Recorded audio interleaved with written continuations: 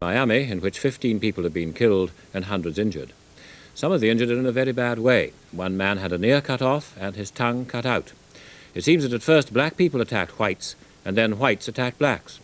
Holidaymakers at Miami Beach, including British tourists, have been told to keep away from Miami itself. The beach is well away from the riot area, separated by a causeway. The rioting began after an all-white jury cleared 4 former policemen of killing a black insurance man, Mr. Arthur MacDuffie. They'd been accused of beating him to death and then making it look as if he'd died in a road accident. The trial was televised, which meant many people were able to make up their own minds about the verdict. So all Miami watched and waited for the jury's decision on Mr. MacDuffie. As to manslaughter, as charged in count 2 of the information, not guilty. So say we all. David H. Fisher, foreman. The former policeman could face a new charge of violating the dead man's civil rights.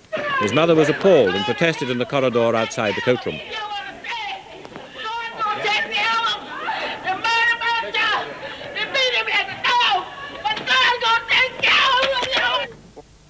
Hundreds of buildings were set ablaze in the worst race rioting America has seen since the mid-1960s. The arson was accompanied by shootings and beatings during ugly clashes between blacks and whites. Many buildings were left to burn for hours, while firefighters waited for police escorts into the area to guard them against snipers. Community leaders toured the streets by car, urging people to go home. The rioting, which began when blacks took to the streets, turned more violent as whites began to retaliate. 15 are known dead and hundreds injured. Eyewitnesses described seeing some of the bodies being mutilated. Many of the injured required major surgery.